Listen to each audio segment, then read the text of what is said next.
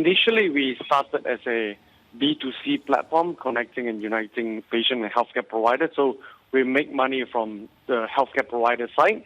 But second year, we become a B2B play. So we work with a lot of corporate companies, where a lot of companies have their own so-called panel doctors. And also third year, we work with insurance company, because insurance companies have their own panels. So we charge an administrative fee for companies to use that services. Then subsequently, we added more and more services like a e-commerce marketplace centered on health, wellness, lifestyle related. So we have multiple revenue streams coming into our platform. Okay, you've got corporates on board now, but for the man on the street, the average person, right? How important is it to them or for them that you've partnered with China's WeDoctor to offer medical services 24/7 around the clock, especially as it relates to treatment of the coronavirus?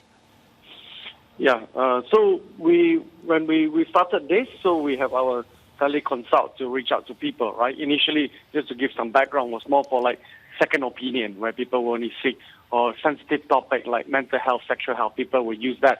But to see face-to-face for first time, people will still prefer to go and see a doctor. But because of COVID, then we said, hey, who is the player doing this?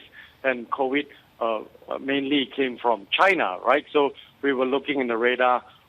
It came from China, and who's the biggest player there? It's called WeDoctor. And WeDoctor itself have about 700 million users, and they have all the big data, like treating way ahead of any countries globally, and with all the AI capabilities that you can even speak languages from Thai, Italian, etc. So we started working with them that now men on the street can just use the platform on BookDoc, and we have integration with them, all the API link, and they can ask any question they want free of charge. Shelley, good morning. In terms of BookDoc's active users, where do you stand, and what sort of targeted growth rates do you have for the years ahead, and how do you drive that engagement? Yeah, so we realize this, right? Like a lot of people always say health is hereditary, but not realizing for the past 3-4 years, WHO came out with the data to set apart and say the global death due to health, actually 71% are due to non-communicable disease, and the remaining 29% is due to communicable disease like your TB, your malaria, or even your COVID, right?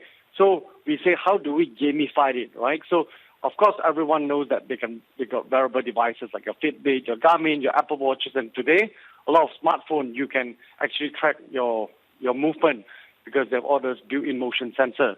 So, but again, if you use a Fitbit, a Garmin, you must use the same platform because they want you to be in the ecosystem of their own, but they don't allow you to have cross devices. So what we did a bit different is that we are device agnostic, that we can connect to all wearable device with your phone, and on top of that, we gamified it, putting in a lot of carrots, which is among them rewards.